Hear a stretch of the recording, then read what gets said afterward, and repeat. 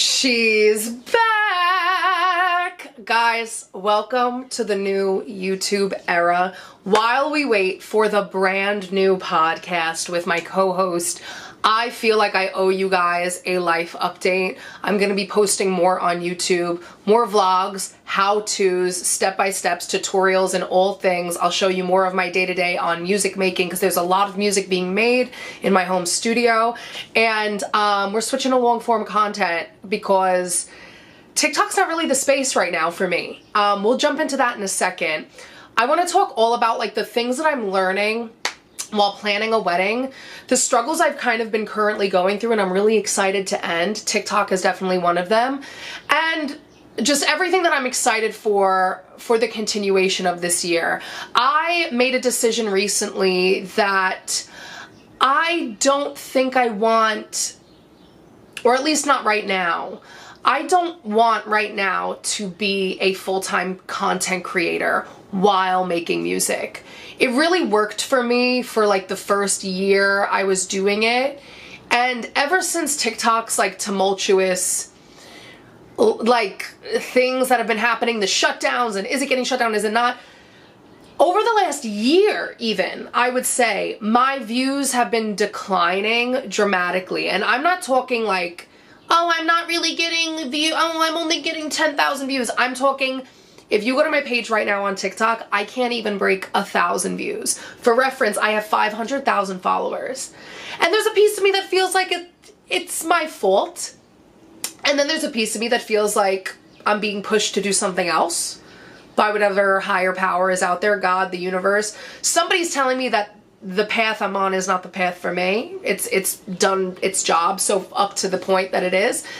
So that's why I'm doing more YouTubes. I want to work on more long form content, but also I need to get back to focusing on my music. Originally, when I decided to really kind of throw everything at being a content creator and an influencer, alongside my music, it was for my music. You know, like I was really posting like my PSAs, which were doing insanely well. Every single time I posted a PSA was getting millions of views. And then I would post my music and people would find my music. But for some reason, I wasn't getting the sponsorships that everybody else was getting. It could have been that I wasn't doing the best due diligence to reach out to people. I didn't know where to reach out to people. And then when I did reach out to people, they would tell me, no, it's too early, it's too early. And so I just kind of thought, you know, you look at people like, for instance, Bran Flakes, who if those of you who are on TikTok know who Bran Flakes is, he's a Philly influencer. He's like this cool dude, gay, you know, goes out with the influencer girlies. Like he's just kind of, he gives the Hallie Kate core. If you know who I'm talking about, you know who I'm talking about. And he came forward recently and said, you know, oh yeah, last year I made $700 and something thousand. And I had to take a step back and self-reflect, not in a way of comparison, but in a way of, okay, I've thought this out. I've thought out my series, my videos I post, my music, my PSAs. I've worked my ass off at this. I gained 500,000 followers. And this is nothing against Bran. I think he is amazing. I watch his videos for a dopamine, serotonin boost, all of the things. So I don't want this to sound like I'm dogging on him at all. But I watch his videos and it's very off the cuff. It's not seasoned. It's him just being himself. He is the niche. And that's amazing. That's the goal. He's got an energy and a personality that people gravitate towards. And I would never, ever say that nobody deserves that. But I felt like I also deserved that. And I'm sitting there wondering if he's just turning his phone on and getting all these views, what am I doing wrong?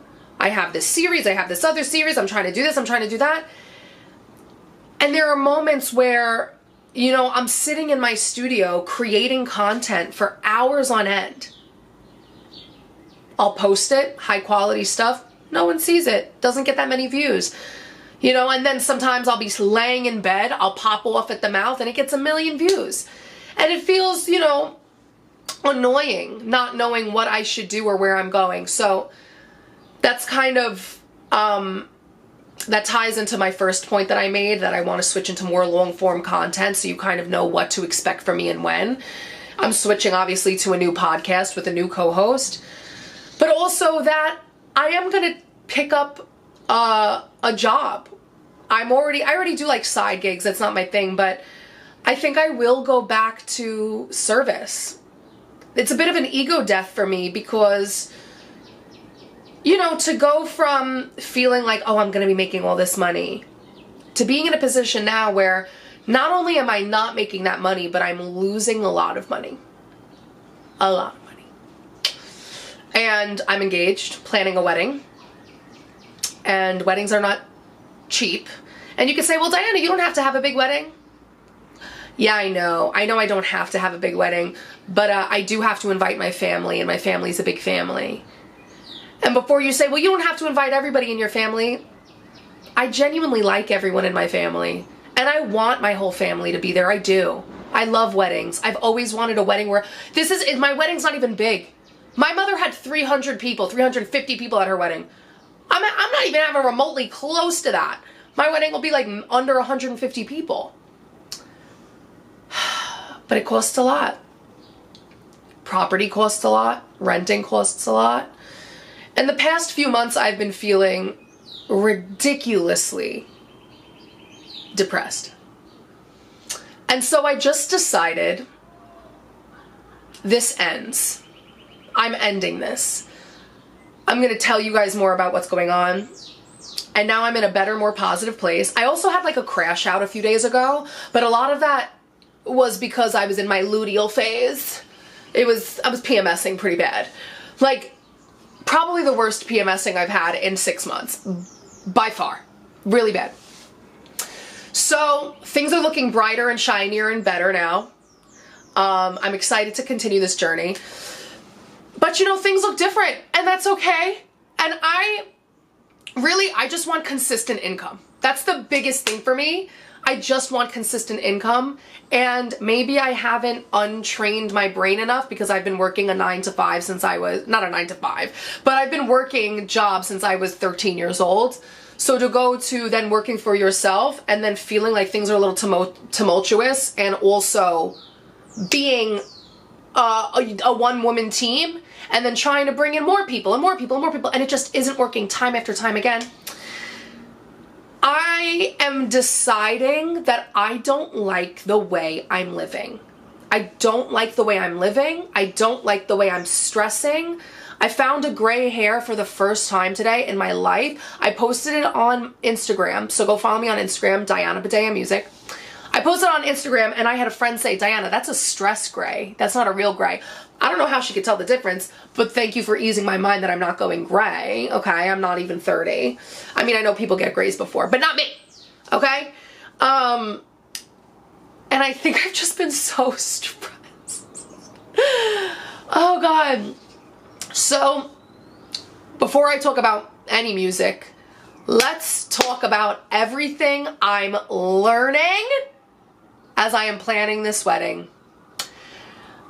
I cannot explain to you guys the way I am learning about people when it comes to planning my wedding. Somebody needs to write a book. Maybe that somebody is me. I am obsessed with trying to understand how people think and why people react the way they do. I'm a serial obsessionist of human behavior. I'm very hyper observant and analytical. I wish I wasn't. I say this all the time. I wish I was ignorant. Ignorant is bliss. The way that people treat you when you get engaged is crazy. The things people say, they forget all sense of decency. My biggest thing that I'm dealing with right now when planning this wedding is people asking me, so where are you going to do this? And how are you going to do this? And what are you thinking about this? They ask me what me, the bride, my opinion on things is, and what I'm planning. Things that I'm planning, like in the motion of planning with my fiance. And then I tell them, and their reactions are, oh, Oh, you don't want that. Oh, you're gonna hate that. Oh, I would never do that. Oh my God, no. Or when you tell them you're planning a wedding and they're like, oh, it's such a waste of money. Like, I would just elope. Then get a ring then. I don't know. Like, why would you say that to me? People are really negative. Like, they don't realize that what they're saying is negative when it comes to their opinions on weddings. Like, when you're asking somebody their opinion about one of their greatest days of their lives, one of them, and they give you their answer and you're like, oh, you don't want that. Everybody's version of weddings is different, okay? Everybody's version. I come from a place where the way that we do weddings is different than other people. Our weddings are over the top. We have big cocktail hours. It is always open bar. That's just what it is. Big wedding, you do this, you do this, you do this.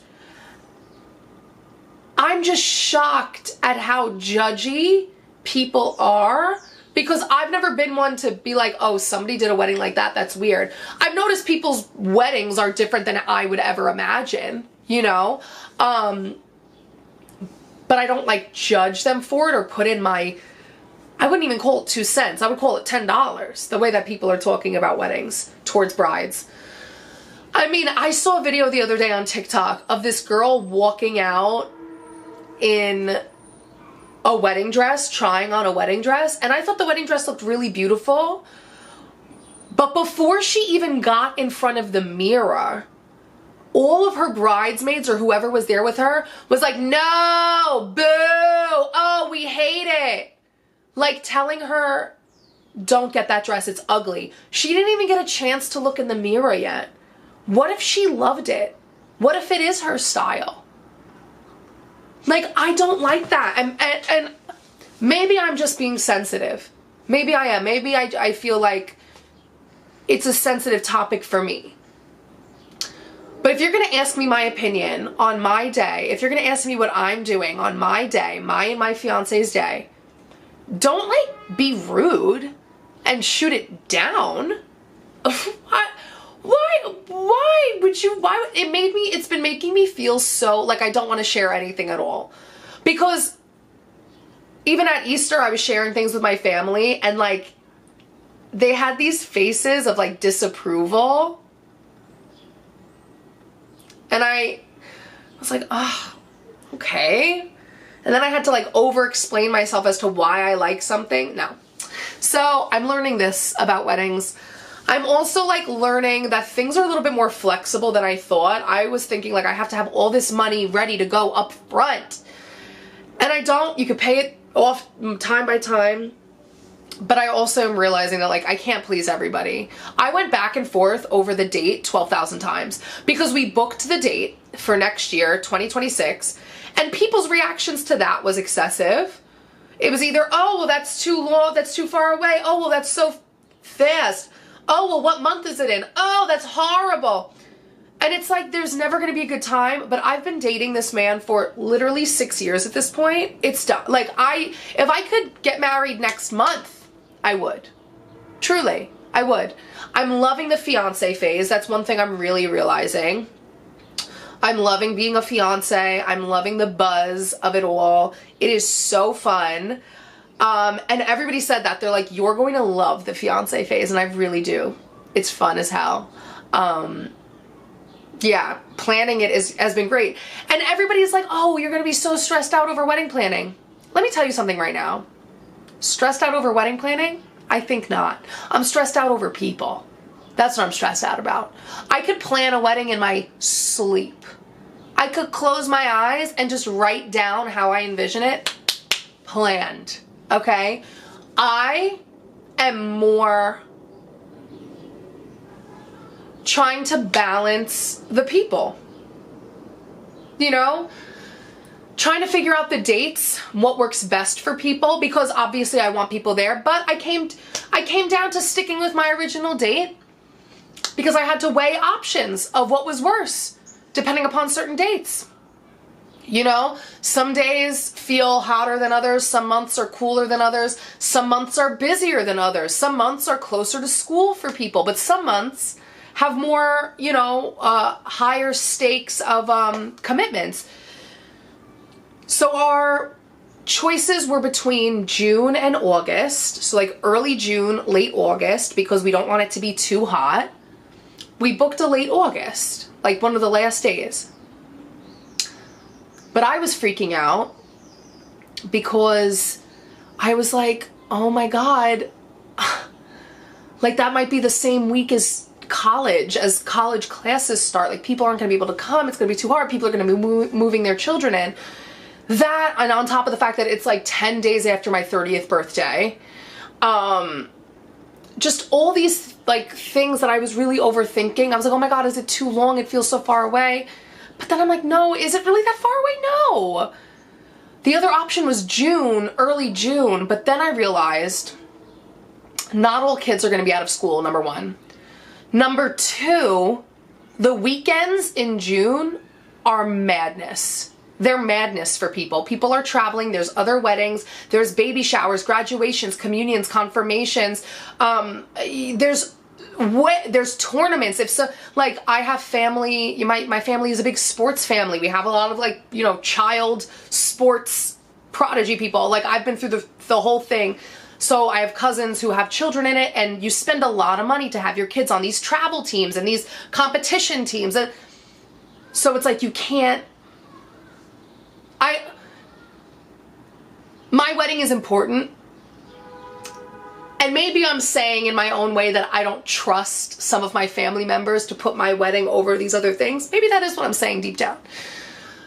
But I would rather just avoid it altogether, let everybody win, because you know what's more for me? You know what's more my day than my wedding day? My honeymoon. Our honeymoon is more us. That's what it is. So, you know, whatever. I've decided on the day. My mind is at ease. And we're moving forward. Now, let's talk about the dress. The things I'm realizing about dresses. Wedding dresses are driving me insane. Okay? I saw something on TikTok recently that people were saying that basque waist dresses are like the new mason jars at weddings. If you don't shut the hell up, basque waist, drop waist dresses are actually more timeless than anything. Basque waist dresses have been around for literally like millennia. Millennia, baby. And they're stunning and they're flattering and they work on all body types. Shush it. Especially because my Pinterest board is all basque waist. I just have thick hips. Like I want my hips to like bam, bam, bam. You know what I mean? That's what I want. And so what? And what? Oh gosh, the wedding dresses in the United States are so overpriced, number one. The best dress, forget about best dresses. If you want even a cute one, it's like gonna run you $7,000 to $12,000 minimum. I want to throw up. I am sick. I am looking at, you know, dresses from designers that are Eastern European, Middle Eastern, because not only are they stunning and the craftsmanship is great, but they're more affordable. The cost of living and labor and work is cheaper. But I did schedule an appointment for a trunk show for one of my favorite designers, and I had to cancel it. Do you want to know why? Because the reviews on this designer were so horrific and atrocious, they were giving me a migraine. I was like, if I'm getting a migraine now, I know I'm going to deal with the headache with this person. Because you know what? I know that they would deliver. But all the reviews said it was never about if the dress was good or not. It was never about that. Some of it was like, oh, well, they switched up the fabric, which I didn't like. But this designer, who goes by the name of Valdreen Sahidi, by the way, I've been literally following them for what feels like a decade. Almost. Honestly, I think I've probably been following them since 2016 or 2017. Easily. The reviews were like, their communication was horrible. They overcharged me. The way that they ship things is weird. They ask you for wire transfers, which is basically untraceable. And that was what perked up my ear. Because a lot of these designers and trunk shows and also like, you know, bridal boutiques a lot of them ask you for appointment fees, which is common. When I went to send the appointment fee, because they're based in Kosovo in Eastern Europe, you know, they were like, why just send it to us via this program. I had to sign it up for an account for this program thing online. I go to send them their money, and it's asking me for my wire information. I work with international people, so I'm like, there's other ways to do this other than a wire. But these reviews, that's what made me want to go look at reviews. These reviews, I went to go check out, and they said the reason why they ask you to do a wire transfer is because you can't dispute it. So all these people were like, they stole thousands of dollars from me, and I couldn't dispute it with my bank because it's essentially untraceable in a way. That to me was like, I'm not doing it. There were videos all over TikTok. It must have been, I don't know, 30 videos all over TikTok of people saying like, oh, I didn't get my dress until a week before. I didn't get my dress until a month before. I hit them up 2 months before my wedding and said, hey, where's my dress? And they were like, oh, we didn't even start it yet. My dress is going to be in alterations 2 months before my wedding. Alterations!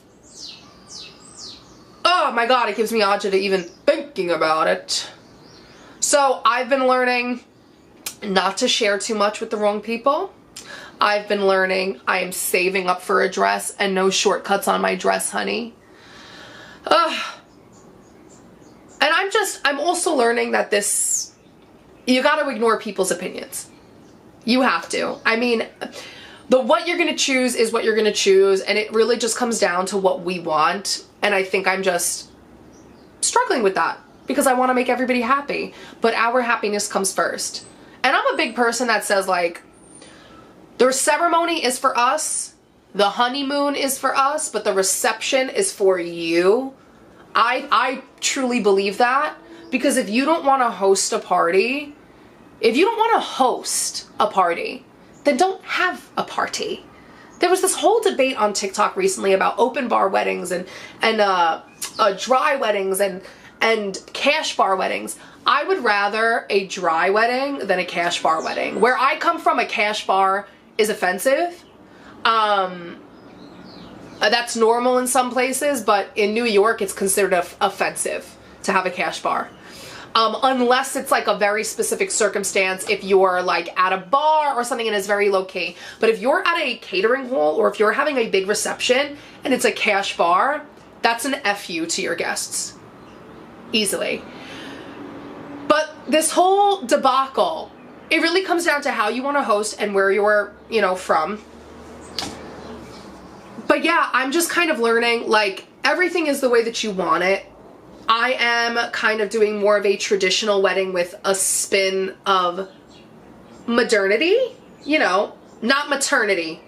Ain't no bun in this oven, sister. Modernity, modern. I think that's a word. Did I make that up? I might have. But it needs to be us, it needs to be unique, but this is the way that I can still feel connected to my roots while feeling like I'm the woman that I've evolved into. Even when picking like where and how we were gonna get married, I was thinking like, okay, if I do like the church I grew up in, that doesn't really feel like who I am now. And then I went in the complete other direction. I was like, maybe we'll just get married in Central Park and like have a random person marry us. And I was like, that doesn't feel like me at all. So we're getting married in a Catholic church here in the city. The Catholic churches here in the city are so much more different than, like, they're so different compared to the ones on Long Island. Like, the priests here are completely different politically, where we were praying for refugees and immigrants on Easter. We were praying for Palestinian children on Easter. Not because of being leftist or liberal. They were just like, this is what we believe. We were praying for the children in Israel. We were praying. It goes beyond politics. It goes beyond our timeline. It's like how we believe, God, these are God's rules. So we pray for children. We pray for, the things that are these atrocities that are at the hands of like us, because they go against everything. It doesn't matter what side you're on. It doesn't matter if you want to pick a side. It's moral. It's right and wrong, you know? So we prayed, and we prayed for also the churches. The Catholic churches here in the city are like they have gay groups. The church I go to has a gay man's choir. It's incredible. I'm like, this is great. Where was this? I want this. So it makes me feel more at home. Like I still have, and also it's giving me a new view on my faith because I went away from my faith for a while. So it's been fantastic. Planning the wedding has been fantastic. This new season for me will be fantastic. I couldn't be more grateful for the work that I'm putting in on myself. It's dark. I'm not gonna lie to you, the work I've been putting in on myself is dark. It's hard and it's scary. Approaching myself and my own traumas. But I can feel myself changing and growing. I think planning this wedding is also bringing up a lot of healing, childhood trauma, family trauma, which is something I wasn't expecting, but I'm welcoming. And you know, I'm welcoming these new endeavors business-wise. I just think I need to get back to my creations. I don't want to just try to come up with any video to go viral. I don't like that. I've been doing it for a year and a half and I realized I don't like it. It doesn't give me purpose. It doesn't make me feel like I'm contributing anything. When I sing, when I make music, I'm contributing something. When I perform on stage and I have a message, I'm contributing something.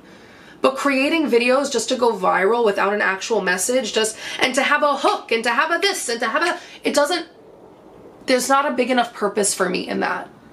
So if I have to kill my ego and bartend a few nights a week, you're damn right I'm gonna do it, because my art is more important than trying to go viral or to look like I have my life put together. My life will always be chaotic. That's who I am at my core. And I hope that inspires you to do something you're afraid of. It's never going backwards, it's a pivot. I'm not going back. I'm pivoting. I am so intelligent. I am so smart these days, thank God. And now I know exactly what I'm doing, and I wouldn't have been able to get here without that feeling of suffocation and all of my challenges that I decided that I'm going to win. So, welcome to the YouTube page. Make sure you hit subscribe. Even if you are new here, I hope that you at least liked. I didn't even realize that I've been talking for a half an hour. But I welcome you all. I'm excited for the next video. We'll be talking more about the wedding. I will be posting some more music video things.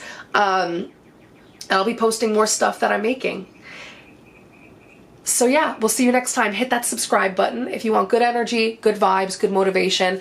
And always remember that only you can change your life if you want to. It's not nobody else's job but your own. And I believe that you can do it, and we're gonna do it together, okay? I love you long time. Be the best you can be. And don't take no shit from anybody. Bye.